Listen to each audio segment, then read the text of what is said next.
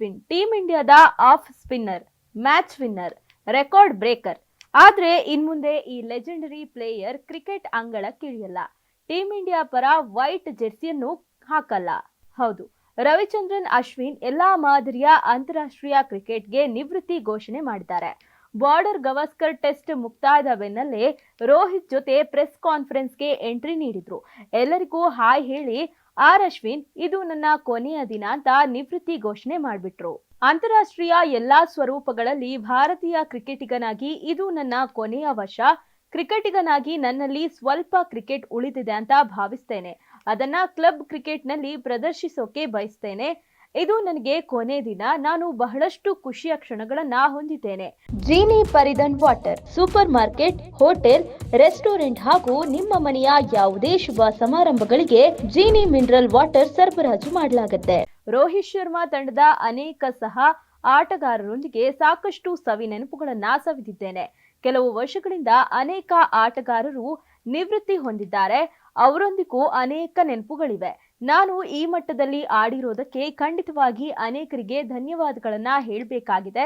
ಮುಖ್ಯವಾಗಿ ಬಿಸಿಸಿಐ ತನ್ನೊಂದಿಗೆ ಆಡಿದ ತಂಡದ ಆಟಗಾರರಿಗೆ ಧನ್ಯವಾದ ಹೇಳದಿದ್ರೆ ನಾನು ಕರ್ತವ್ಯ ಮೆರೆತಂತಾಗುತ್ತೆ. ನನ್ನ ಪ್ರಯಾಣದಲ್ಲಿ ಎಲ್ಲ ಕೋಚ್ಗಳು ಸಹಭಾಗಿಗಳಾಗಿದ್ದಾರೆ.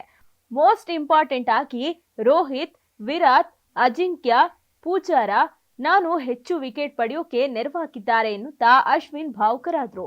ಬಾರ್ಡರ್ ಗವಾಸ್ಕರ್ ಟೆಸ್ಟ್ ಮುಕ್ತಾಯದ ಬಳಿಕ ಹಿರಿಯರು ಟೆಸ್ಟ್ ಕ್ರಿಕೆಟ್ನಿಂದ ಸೈಡ್ ಆಗ್ತಾರೆ ಅನ್ನೋ ಮಾತು ಕೇಳಿ ಬರ್ತಿತ್ತು. ಈ ಲಿಸ್ಟ್ ನಲ್ಲಿ ಅಶ್ವಿನ್ ಹೆಸರು ಇತ್ತು. ಇಷ್ಟು ಬೇಗ ಅಶ್ವಿನ್ ಗುಡ್ ಬೈ ಹೇಳ್ತಾರೆ ಅನ್ನೋ ಸಣ್ಣ ಕ್ಲೂ ಇರ್ಲೇ ಇಲ್ಲ. ಅಶ್ವಿನ್ ರಿಟೈರ್ಮೆಂಟ್ ಪರ್ತ್ನಲ್ಲೇ ಡಿಸೈಡ್ ಆಗಿತ್ತು.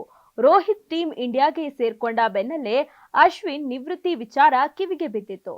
ಅಡಿಲೈಡ್ ಟೆಸ್ಟ್ ತನಕ ಇರುವಂತೆ ಮನವಿ ಮಾಡಿಕೊಂಡಿದ್ರು. ಇದೇ ಕಾರಣಕ್ಕೆ ಅಶ್ವಿನ್ ಗಬ್ಬಾ ಟೆಸ್ಟ್ ತನಕ ಟೀಮ್ ಇಂಡಿಯಾದಲ್ಲೇ ಉಳಿದಿದ್ರು. ನಾವು ತಂಡದ ಸಹ ಆಟಗಾರರಾಗಿ ಅಶ್ವಿನ್ ನಿರ್ಧಾರವನ್ನ ಗೌರವಿಸಬೇಕು. ಏನ್ ಮಾಡ್ಬೇಕಂತ ಖಚಿತವಾಗಿತ್ತು. ಅಶ್ವಿನ್ ನಿರ್ಧಾರಕ್ಕೆ ತಂಡ ಬೆಂಬಲ ನೀಡಿದೆ. ಈ ನಿರ್ಧಾರದ ಬಗ್ಗೆ ಅಶ್ವಿನ್ ತುಂಬಾ ಖಚಿತವಾಗಿದ್ರು. ನಾನು ಪರ್ತ್ಗೆ ಬಂದಾಕ್ಷಣ ಈ ಬಗ್ಗೆ ಕೇಳಿದೆ. ನಾನು ಮೊದಲ ಟೆಸ್ಟ್ ನ 3-4 ದಿನ ಇರ್ಲಿಲ್ಲ. ಟೀಮ್ ಏನು ಯೋಚಿಸ್ತಿದೆ, ನಾವು ಯಾವ ರೀತಿ ಕಾಂಬಿನೇಷನ್ ಬಗ್ಗೆ ಯೋಚಿಸ್ತಿದ್ದೇವೆ ಅನ್ನೋದು ಅಶ್ವಿನ್ ಅರ್ಥ ಮಾಡ್ಕೊಂಡಿದ್ದಾರೆ. ಅಶ್ವಿನ್ ಜೊತೆ ಸಾಕಷ್ಟು ಮೆಮೊರೇಬಲ್ ಮೂಮೆಂಟ್ಸ್ ಇದೆ. ನಿಜಕ್ಕೂ ಅಶ್ವಿನ್ ಒಬ್ಬ ರಿಯಲ್ ಮ್ಯಾಚ್ ವಿನ್ನರ್ ಅಂತ ಕ್ಯಾಪ್ಟನ್ ರೋಹಿತ್ ಶರ್ಮಾ ಬಣ್ಣಿಸಿದ್ದಾರೆ. ಅಕ್ಷರಶಃ ಅಶ್ವಿನ್ ಟೀಮ್ ಇಂಡಿಯಾದ ಮ್ಯಾಚ್ ವಿನ್ನರ್ ಆಗಿದ್ರು. ಬ್ಯಾಟಿಂಗ್, ಬೌಲಿಂಗ್ ನಲ್ಲಿ ಟೀಮ್ ಇಂಡಿಯಾ ಪಾಲಿನ ಆಪತ್ ಬಾಂಧವ ಆಗಿದ್ರು.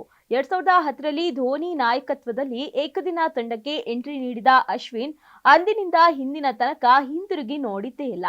ಏಕದಿನ ಟು ಟಿ20, ಟಿ22 ಟೆಸ್ಟ್ ಕ್ರಿಕೆಟ್ಗೆ ಕಾಲಿಟ್ಟ ಅಶ್ವಿನ್ ಟೆಸ್ಟ್ ಕ್ರಿಕೆಟರ್ ಆಗಿ ಬೆಳೆದ್ರು. ಟೀಮ್ ಇಂಡಿಯಾದ game changer and mind winner ಆಗಿ ಲೆಕ್ಕವಿಲ್ಲದ ಕೊಡುಗೆ ನೀಡಿದ್ರು. Legendary spin master ಎನಿಸಿಕೊಂಡ್ರು.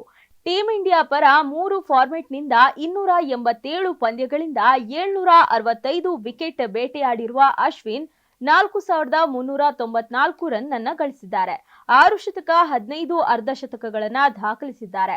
ಹಲವು ಪಂದ್ಯಗಳಲ್ಲಿ ಏಕಾಂಗಿ ಹೋರಾಟ ನಡೆಸಿರುವ ಅಶ್ವಿನ್ ಟೀಮ್ ಇಂಡಿಯಾದ ರಕ್ಷಕನಾಗಿದ್ದಾರೆ.